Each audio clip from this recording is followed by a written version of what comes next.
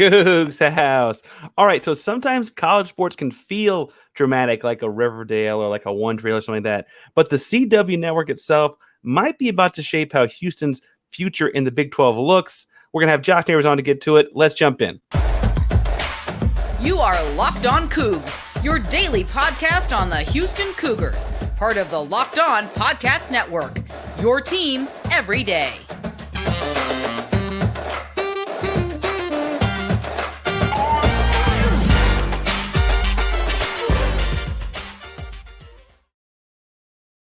Welcome to Locked On Cougs, the daily podcast all about your Houston Cougars. I'm your host, Houston-born teacher and coach Parker Ainsworth, here to break down all things Cougs. If you're a U of H fan or just a hater came to step by, please be sure to subscribe down below. That way you're the latest on the Cougs in your newsfeed each and every day. We appreciate you making Locked On Cougs your first listen of the day. Welcome back to the YouTube channel. It's good to see you again. Remember, we are rapidly approaching 1,000 subscribers, and at 1,000, we're giving away one signed Jarris Walker jersey. Looks like he's going to be a top 10, potentially top 5 pick.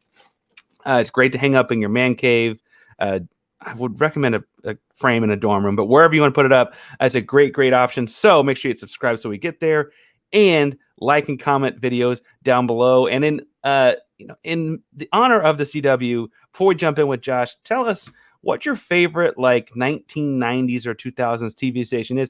I was a Nick Kids kind of person. We also watched a lot of Disney Channel at my grandma's house growing up. But tell me what you like down below. We're going to jump in with Josh Neighbors. Josh hosts Locked On Big 12. He's been following the conference expansion super thoroughly and closely. Also, he's going to answer some of my questions that I have about Houston jumping in the conference and who they're going to be in there with. So without further ado, let's jump in with Josh. All right, so we are joined by Locked On Big 12 host Josh Neighbors to help us break down all things about our new conference this fall. Josh, first of all, how are you doing? It sounds like you got some golf going on. I mean, not live tour golf, but like real golf. Golf. Not CW golf. Company golf tournament. Yesterday, I was traveling to Kansas City into Big 12 country because I live in Arkansas to go visit my girlfriend, and then obviously I've had all the news from this past weekend, so. Yeah, it's been and up to right now too. It's been a pretty hectic time, but it's all good. Everything's good. So, is it a hectic time like the kind of drama you'd see on one like the CW, like a One Tree Riverdale? Hill kind of So, like One Tree Hill, yeah. yeah. Like okay, so the CW is apparently actually a player in the Pac-12 negotiations here. For the folks listening that are wondering why I'm talking about random TV dramas. And I don't know if that's also means Spike, UPN, is Vine in the mix here for the Pac-12, right. But that's led to a lot of dismay. Now, aside from making jokes at the name, because they do have Live Golf, maybe they really don't want to get into sports somehow. Why is the CW thing kind of sparking all this, Josh? So I think it's a couple things. It shows desperation, number one. But I think something to note here too is I think the CW would probably give the Pac-12 like a pretty decent price. And it's been talked about. It's going to be it'd be a small percent, or at least right now, it would be a small percentage of their games. But I think you could expect that the CW would give the Pac-12 a pretty decent offer. Nexstar has a company that purchased, I believe, a CW. I think it's the newer company.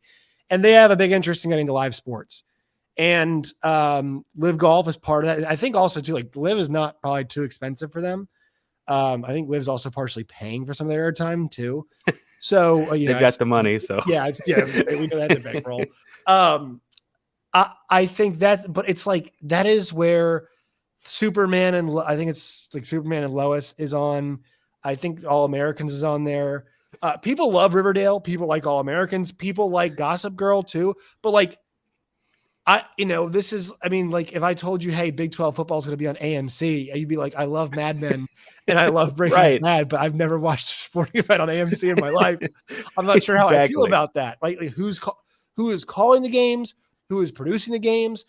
A big problem, Parker, for the Pac-12 last couple of years was one of their broadcast trucks was like producing the game in like horrific quality, like really bad quality. And it was a big talking point. And, ESPN eventually moved off that truck. It shows that ESPN could have some bad production too. But like, how do you guarantee that a company like this, or a channel like the CW is going to get the right producers, the right broadcasters, right, equipment, sure. But like the right folks to operate all the equipment, all of those things.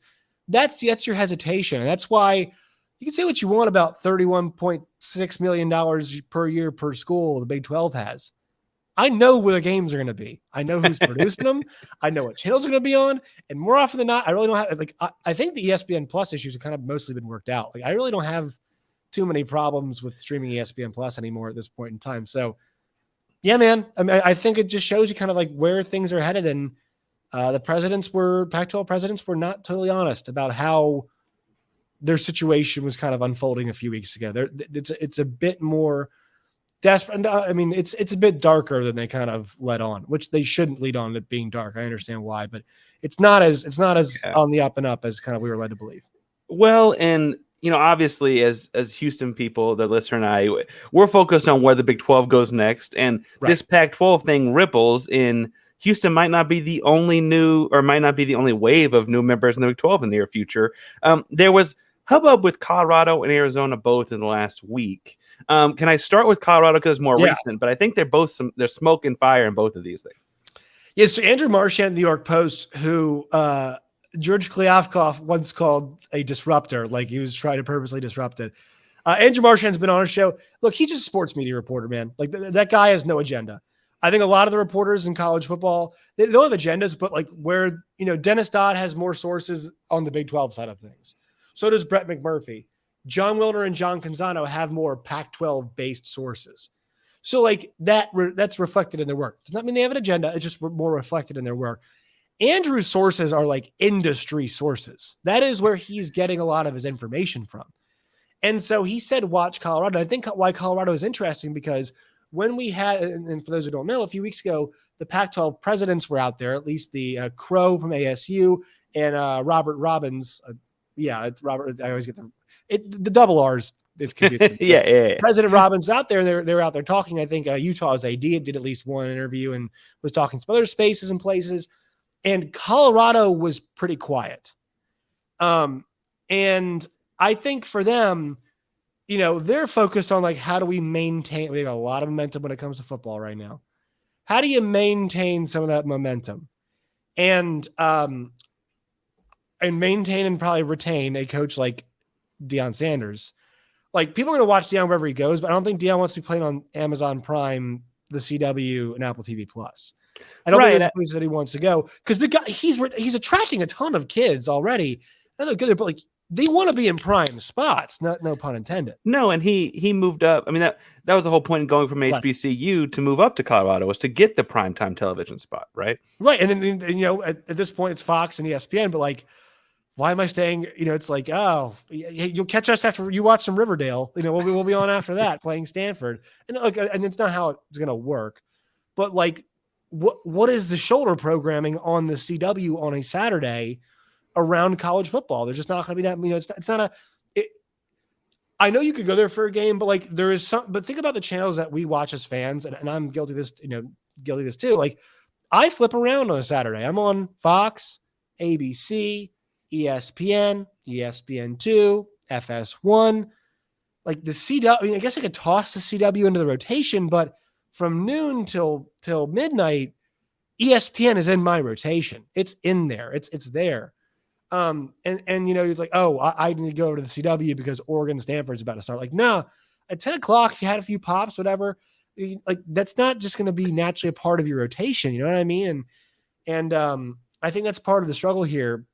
And so that's why I think Colorado, they have been sitting there quietly. And I think many Pac-12 schools, they would like to stay in the conference, but it's my opinion now, after all the delays, after all the kind of recent bad press and bad news, and no clear end in sight, no vision for where they're going to be in sight, and no clear dollar figure amount in sight, it's a brave move to go to another conference. I think it's an extremely brave move for a president to make that switch.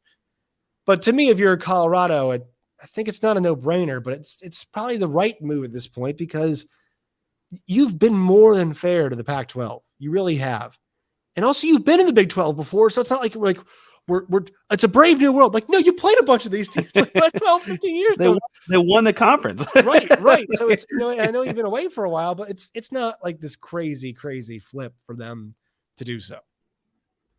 All right, it's springtime. Grand slams, no hitters, double plays are all back. There's no better place to get in on the MLB action than FanDuel, America's #1 sports book. That's because right now, new customers can step up to the plate with a no sweat first bet up to $1,000.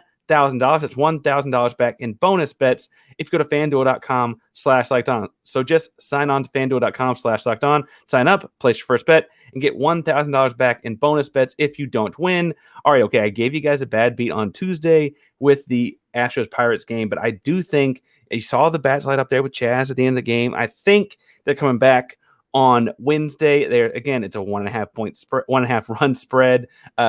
Urquidy is on the mound for Houston. I'm taking Houston there. I will say with Urquidy on the mound, I might take under 9.5 on the total runs there, but I do think Houston wins the game as well. And I'm telling you to do it at FanDuel. Don't miss a chance to get a no sweat first bet up to $1,000 when you join FanDuel today. Just go to fanduel.com/lockedon, sign up. FanDuel, an official partner of Major League Baseball. Yeah, and the Colorado silence spoke volumes. Similarly, a few days earlier, Arizona was kind of the name people were saying, well, they may be the first domino to fall in this whole thing. Now, Arizona does not have the Big 12 history that Colorado does, but what's the thought process there? What are people assuming is happening there? They have more Big 12 sensibilities. They are a basketball-first school. Their basketball team would certainly fit in and create what is already an elite conference and even more elite conference. Their football, they're trying to get that obviously reestablished with Jed Fish, and I think they might be onto something right now. Maybe not in the way that Kansas was onto it with Lance Leipold, but hopefully trying to build. It's also an attract. Like Arizona is a place that kids actually do want to go and play. And I think Robert Robbins, their president, said as much like what everybody is thinking. We want to be in the Pac-12. Makes a lot of sense. But we have an option. And we're like, that is part of it. And it's about George Kliavkoff delivering. Now, on there is a part of this too, Parker, where I feel like that is true, but if you keep getting crushed with negative press and you all can't get a deal done, like at some point, what's the incentive for the Big 12 to be like, we'll give you a full share?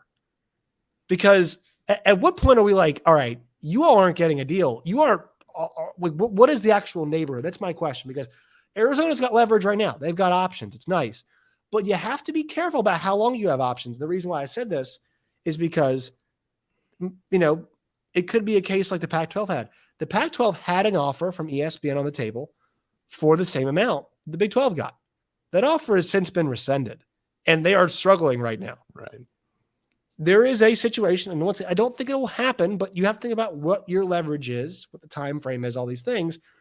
There's a situation in which things get dire for the Pac-12. The Big 12 is like, we don't really actually have to give you a full share. Like you could be so desperate. Now, I don't think that will happen, but did we think the Pac-12 would be sitting without a chair in this game of musical chairs? Do we think we'd be staring down the death of the Pac-12 conference? No, I don't think anybody thought about that a year ago.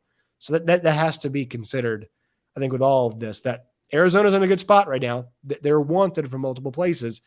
You just have to be careful because you cannot wait forever. At some point, you do have to pull the trigger either way. Well, and so, speaking of pulling the trigger, I'd love to have Colorado and Arizona in the Big 12, both with old Big 12 team in Colorado, or like I even go back to just 2 years ago, Houston played Arizona in the Sweet 16. It was a fantastic game in San Antonio, right? What impact, as you see it, does that actually have on the other school? People are calling the Four Corners, the Utahs, the Colorado, like that area of the world. Does this bring in a Utah and Arizona State? Does it entice them at all to make this a giant conference suddenly? Yeah, so I think if Arizona goes, you feel pretty good about ASU going, right? Like they're kind of a partnership, and I think maybe they're in different places about mentality-wise, like what they want to do, but there is a certain amount of them being locked together. I think Colorado is kind of the most independent in this entire thing because, they're next to Utah, but, they're not really tied to Utah in any way. I guess they kind of technically are a rival now, but it's not like they've been tied to them for a long, long period of time. Utah seems to be the one that's fighting this the most, I feel like. Publicly, the comments about the Big 12 from some of their leadership have been at I would say negative. I think the AD had a tweet that was relatively negative. So, I think maybe it is one or two, but it just feels weird to me that you're like, all right, well, Arizona and Arizona State are splitting up. And it's not like an Oklahoma State type deal because OU is this massive, massive brand in college football and college sports. And it's like, once again, Oklahoma State's awesome brand too, but like Oklahoma is they're a machine. Yeah. It's the reason why I go in the SEC. It'd be weird to see ASU and Arizona split, right? You'd be like, should this actually be happening? Like, should these two be splitting? Shouldn't they be together? So, yeah, I mean, maybe there is a split. Maybe we see Arizona and Colorado go together and ASU and Utah hang back, but you got to replace them. And I promise you, if you lose Colorado and Arizona, you have lost value for sure. There's no doubt about that. You've lost some value at least. So, yeah, I think my confidence in them being like a package deal together has waned a bit, but I don't think it's just going to be one school. I think it's going to be maybe in the middle now. You got me thinking here. So this is totally off script. I'm sorry to throw you. Whatever, man. All these conversations are, there's a million possibilities now. But you mentioned that Colorado and Utah are not rivals. The Big 12 is adding BYU, and that, at least within like marketing in the state of Utah, is a rival. I don't mean to throw shade at Utah. I mean, if they're joining the conference, especially come on and be buddies. But is there a potential ducking of BYU here happening? Because BYU is, with a certain population, the brand, right? Right. What's that potential? What's keeping Utah from being, in as much as any of the other guys? That's curious to me. Here's what I think it is. Because I mentioned this a while ago. And this probably, in my opinion, this has to be what it is. They've had a lot of success in football recently, and they've done it by last 2 years. They beat They beat Oregon twice, and they beat USC twice on their way to a Pac-12 championship. They are establishing a foothold. And think about the way that college football is about to change. We're going to have automatic bids, and they would be owning the automatic bid right now for the recent amount of time. And kind of feel like, hey, as long as Kyle Whittingham's there, you feel pretty good about your chances to be involved in the CFP. So that would be my guess. And I do think this. The CFP access argument is it's a strong one. It's a strong one. But in the Big 12, what you have seen is the rotation, even with Oklahoma and Texas in the league still. We have had 6 different teams play in the Big 12 championship game in the last 3 seasons, and 5 of them have been non-OU or Texas. And so that has to be considered about like, hey, sure, Utah might have a foothold right now in the Pac-12. They're doing very well. There's no doubt about that. We can't they are a machine. It's a great program. Whittingham is an excellent coach. But who's to say they couldn't go in the Big 12 and start winning? At an impressive clip as well and be competing there. So I think right now they're winning the Pac-12 back-to-back years and in a new college football landscape that is an automatic playoff berth. So I should maintain that. I should want to stay put. But also for them is got crushed in back-to-back. Well, not crushed, but you lost to an Ohio State team that had like 21 players out. I know they got banged up in that game too, Utah did, but they lost that game. They got handled by Penn State. I know Cam Rising lost. You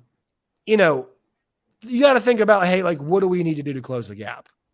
And I don't know if remaining in the Pac-12 is the best thing to do. I would argue from and they get guys from all over the place, Utah does, but I would argue that getting into Florida, getting into Texas consistently, I know they do now some, but like they could really, really get into Texas. I mean, that's one big thing. Like if you play in the Big 12, you're going to be playing some variation of Texas Tech, Baylor, TCU, like all these schools, Houston, right? So you're going to be in Texas multiple times a year. Yeah. That's a bigger foothold. That can help them build that roster out. If you get the Arizonas to come with you, that West Coast access is still there. They still have the religious access as well to Polynesian kids and kids of the Mormon faith. So I think there could be an expansion of their recruiting footprint in a way that makes sense. But I understand why they're hesitant right now, because in the sport that matters most, football, they are succeeding very well in the conference they're currently in. I want to ask about, obviously we're talking about schools coming in that, big rumors. The big dollars, though, might actually be in the Northwest, Oregon and Washington. Quickly, yeah. Do you have any inclination that they would head south, or are they looking to stay north? I think they want to stay north. What's challenging with them is that both those schools have gone to a college football playoff. I know Washington was not as recent. Oregon has won a college football playoff game. We know that at least Oregon, like Phil Knight, is very much invested in them winning a championship before I think he passes on. He's old. He's pretty old. Yeah. Right? We just had the PK 80 a few years ago. I mean, I think PK 85 is probably coming up here pretty soon. Whatever other happened, I'm not sure, but and their NIL investment has been prolific. Their facilities are fantastic, but I'll put it to you this way. If you were to make, let's just say their television deal is for $25 million per year per school. Rutgers is going to cash a check in let's just say it's 75 or let's just go 70, right? So in 3 years, Rutgers will have made $210 million off a television deal. Oregon will have made 75. That's something like 85, maybe. Whatever it is, it's over $100 million. $100 million gap to Rutgers. Yeah. Right. In terms of television revenue. And look, I'm not saying Rutgers is going to be better than them, but you know who else is getting that money? Ohio State and Michigan and Penn State and whatever the SEC. And those are the schools that they're trying to chase down. And facilities wise, they're in a great spot right now. They got everything you need. But once the gap gets bigger, that's going to show up, and your donors can't always close that gap. So to me, I think they'd be best served if they can get into the Big Ten and take less money. Just let's just say they're at a $20 million gap per year per school. And once 2030 hits, they'll be a full partner. I think that should be their goal at all costs if they're super serious about contending for football. Big 12, they'd love to pull them off, but like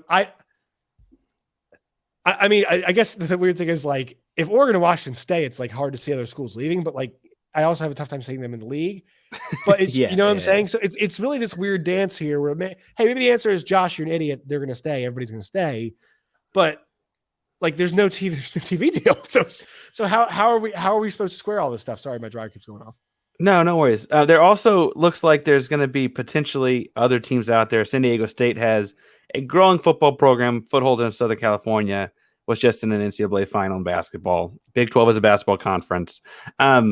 They're the obvious pick by some, I think, but are there other – Houston's a smaller school moving up in order to go to the Big 12. Are there schools following that footprint that would kind of tag along if Arizona opened up the conference or if Colorado opened up the conference? So you mean like non-Power 5 schools? Yeah. Again, I mentioned San Diego State, but I've also thought like Nevada or whoever. The issue is this: you'd have to convince the television network they're worth it, because at that point in time, what you are gonna be asking the member schools to do is to give up money, right? So if you're asking member schools, because right now the deal is Fox, so ESPN has committed to pay their share. So basically, whatever it is, $20 million a year to any Power 5 school they add. So Arizona would get $20 million a year for that ad. Fox has not, but they have about a third of the contract. So I have a tough time believing Fox is like, we're only going to pay $1 million. I'd probably say it's probably in the 8 to 9 range, right? 7, 8, 9, probably not a full 10, and you work that out. And then everybody takes a little bit less money, and you'll probably end up being around 27, 28, 29 to add those schools. But here's what the pitch is that when the next television contract comes around and the Pac-12 is weakened, like we're one of the only conferences coming to market. The ACC is not coming to market until 2036. The Big Ten is going to market in 2031 or 2030, whatever it is. And the SEC is going to market here pretty soon too. And I know their deal, but like those are the conferences going to market. If you take 2, 4, whatever it is, Pac-12 schools, it's not really a Power 5 league anymore. It's really not. And so you've strengthened your television position and your worth. So like you're not really moving to the Big 12 for immediate high, bigger dollar numbers, to me at least. I think you're doing it for the next deal. That's really the way I look at it. And the problem is that ESPN has not agreed that, and neither has Fox, that any of these schools, it's not agreed upon the number, at least to my knowledge, the dollar figure for those schools has not been agreed to yet. And unless they decided to take a much smaller share, you'd start pulling more money out of the pockets of current schools. Well, and so you mentioned, and this is, I promise, my last tangent here, Oh, you're but good. I think Brett Yormark is a fascinating person. And Yeah, you he is. mentioned the deal coming up very, very soon. Yormark is a businessman, and I'm not just making a Jay-Z pun because he is a Jay-Z affiliate, but I also think he's very, very sharp. And he's got this deal coming up, very short-term deal, new deal coming up very soon. He's alluded to we may do a basketball-only deal and pull in the Gonzagas and UConns of the world. We may do he's got all kinds of things going out there as far as the rumor mill goes. Meanwhile, the big news on Tuesday was that the Big Ten is pulling in Tony Petit, who was with MLB Network and CBS Sports, another TV exec kind of guy. It feels like people said, "Oh, that Yormark hire was a great hire." Is he setting trends here in the short deals and where the conferences are all going? Yeah, I think it's like you can't be hiring. I mean, the thing is, like, they could hire me as the SEC commissioner, and I could get a massive television contract. I mean, it's you're selling water to start, to thirsty people with that, right? With SEC football. What was his name? The last Big Ten, Kevin Warren. So he had his idea was smart with the TV deal because it's basically structured like the NFL, right? The NFL has multiple television partners, and that is what Kevin Warren did with the Big Ten, and it's going to pay off. They're going to make $1 billion a year as a conference. So you want people who think like that for those big leagues, but for the Big 12, like the strategy guy was smart. That's like this is not, the Big 12. Once again, I love the conference, love the league, but we're not selling Oregon, Washington. Those are big brands. I guess the better example is Michigan, Ohio State, Alabama, Auburn, LSU. We're not selling that. We're selling Oklahoma State.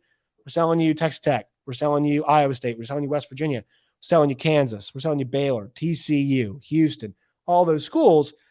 And you're selling competitive quality matchups on your television at a variety of times.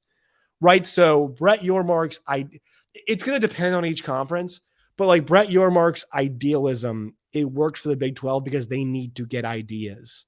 Right. I think like another thing is their partnership with Endeavor has been very, very helpful, how connected they are. It sounds like, they might be selling some of their data for gambling purposes. That's smart.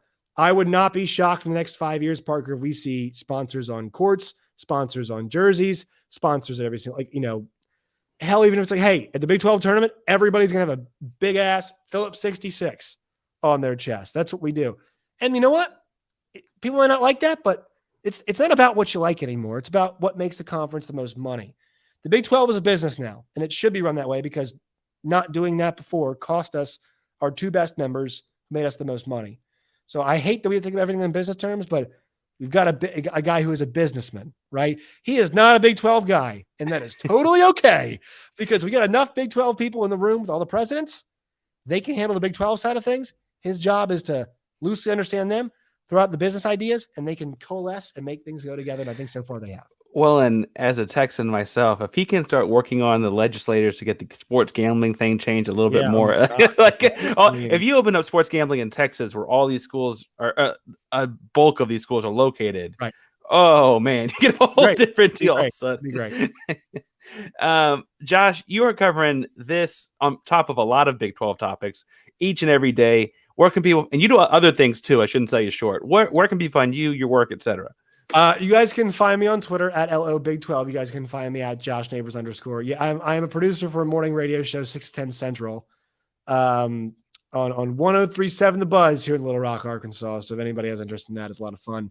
But yeah, and then Locked On Big 12, wherever you guys get your podcast. Locked On Big 12 on YouTube as well, Stitcher, Spotify, Apple Podcast, all of those places. We appreciate your all's, if you guys go and subscribe and like the videos, and if you all listen to us after you guys listen to Parker's fantastic show. We're going to be coming in the Big 12, so I feel like it's a great way to kind of get into that atmosphere, get into the move, right? Fired up. We talk a lot more. Hey, I like it. We're bringing more. The family is expanding. Hopefully we add a few more schools here before we're done. For sure, Mo. Thank you, and we'll talk to you again soon, and hopefully about some football in the fall. Hopefully Dana does something right. Yes, hopefully. Yeah, he does. Let's hope so. Thank you, Parker. I appreciate it. That's all we got for you guys today. Thank you so much for tuning in. And remember, go find Josh at Josh Neighbors _ and Locked On Big 12.